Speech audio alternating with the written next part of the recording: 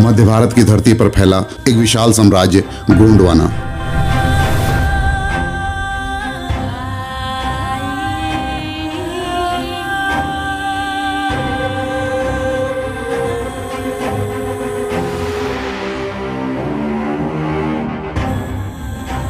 जिसकी शाखाएं आज के मध्य प्रदेश, छत्तीसगढ़, महाराष्ट्र, उड़ीसा और आंध्र प्रदेश तक फैली हुई थी।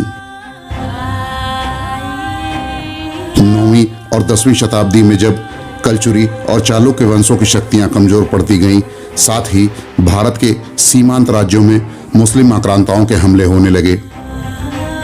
इन्हीं परिस्थितियों में गोंड समुदाय के प्रमुखों द्वारा सत्ता स्थापित की गई, जिसे गोंडवाना साम्राज्य के नाम से नई पहचान मिली। मालवा पठार, सतपुड़ा और कैमूर की घाटियों में फैले हुए इस साम्राज्य की गद्दी पर लगभग 14वीं शताब्दी में उदय होता है एक महान योद्धा महाराज संग्राम शाह का,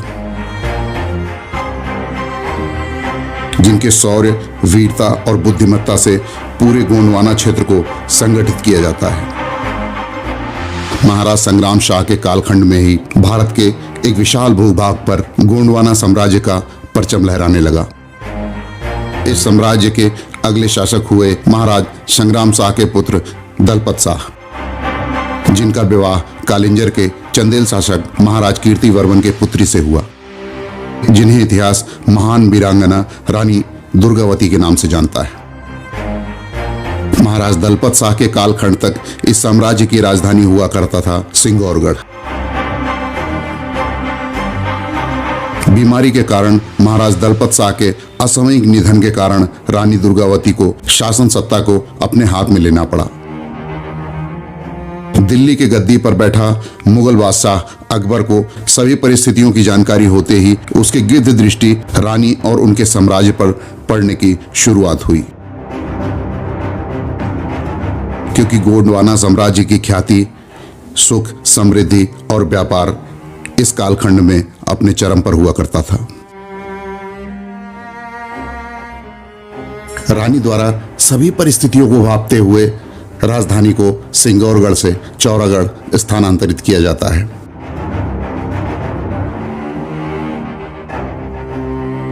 इसके बावजूद आखिर वह दिन आ जाता है जब मुगलों से युद्ध में रानी को अपने प्राणों की आहुति देनी पड़ती है।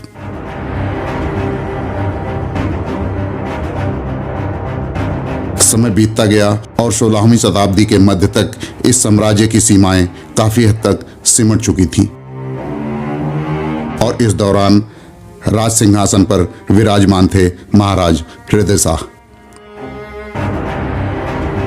मुगलों के सहयोग से बुंदेलों द्वारा लगातार इस साम्राज्य पर आघात होता रहा, जिसके कारण महाराज हृदय शाह ने फिर एक बार राजधानी को चौरागढ़ से काफी दूर घने जंगलों और घाटियों के बीच मंडला क्षेत्र को अपनी राजधानी बनाई,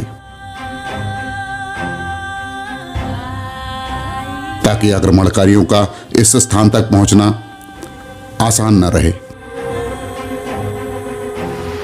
महाराज हृदय शाह के कार्यकाल में यह राज्य फिर से एक बार समृद्धि की तरफ अग्रसर हुआ,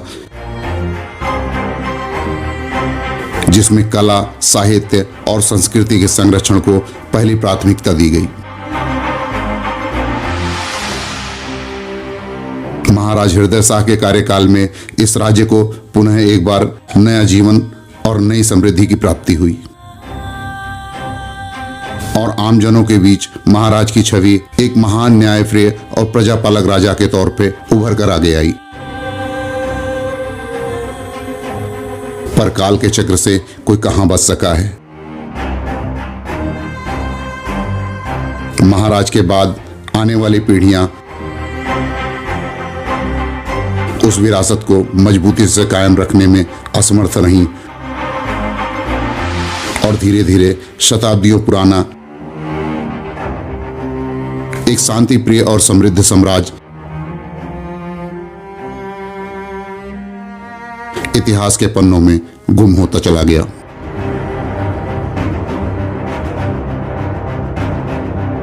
और इससे भी अधिक दुखद यह है कि वह काल आक्रांताओं का था, जिसमें हमारे प्राचीन साम्राज्यों को और महान शासकों के विषय में कोई बात नहीं की जाती थी। क्या आज भी हम इतने लाचार हैं